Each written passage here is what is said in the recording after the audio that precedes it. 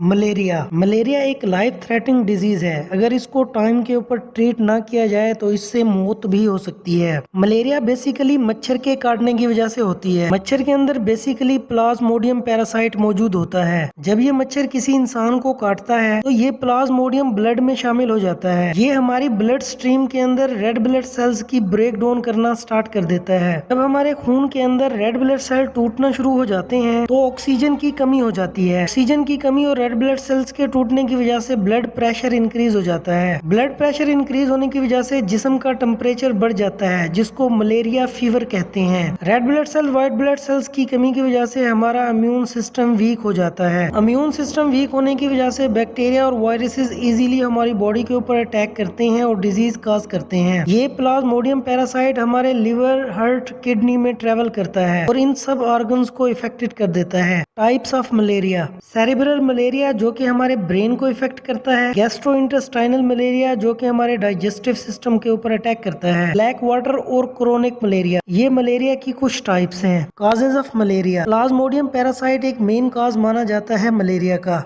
ये Plasmodium blood में शामिल होकर white blood sales, red blood cells की ब्रेकडाउन करता है। कंटेमिनेटेड वाटर और फूड के इस्तेमाल से भी ये डिजीज हो सकती है। इन्फेक्टेड सर्जिकल आलात की वजह से भी ये डिजीज हो सकती है। इंजेक्शन लगाने के दौरान इन्फेक्टेड सिरिंज के इस्तेमाल से भी ये प्लाज्मोडियम एक इंसान से दूसरे इंसान में मुंतकिल हो सकते हैं। Sign and symptoms of malaria: सर में शदीद किस्म का दर्द होता है और लेग्स में पेन होता है। मसल वीकनेस हो सकती है। जिस्म में सुस्ती होती है और अनीमिया, खून की कमी भी होती है। नींद कम हो जाती है और वोमिटिंग स्टार्ट हो जाती है। स्किन पीली पड़ जाती है और जॉइंट्स और एब्डोमिनल पेन प्रोड्यूस होता है। ये कुछ साइन एंड सिम्टम्स थे मलेरिया के। मलेरिया को डायग्नोज करने के लिए कुछ टेस्ट परफॉर्म करवाए जाते हैं। एमपी टेस्ट परफॉर्म करवाया जाता है। इसको मलेरिया पैरासाइट टेस्ट कहते हैं। ये पॉजिटिव और नेगेटिव रिजल्ट शो करता है। इन टेस्ट की मदद से हम मलेरिया को डायग्नोज कर सकते हैं। ट्रीटमेंट प्लान: कुछ मेडिसिन के रेगुलर इस्तेमाल से हम मलेरिया के साइन एंड सिम्टम्स और कॉज को काफी हद तक कम कर सकते हैं। मेलाडाल, क्लोरोक्विन, डॉक्सीसाइक्लिन और मेफ्लोक्विन, इन मेडिसिन के इस्तेमाल से हम मलेरिया के साइन एंड सिम्टम्स और कॉज को काफी हद तक कम कर सकते हैं। फीवर को कम करने के लिए कुछ एनाल्जेसिक मेडिसिन का इस्तेमाल किया जाता है। ये मेडिसिन दिन में 2 बार इस्तेमाल की जाती हैं। ऐसी इन्फॉर्मेटिव वीडियोस देखने के लिए हमारे इस चैनल मेडिक्स हॉस्पिटल को सब्सक्राइब करें और प्लेलिस्ट को विजिट करें।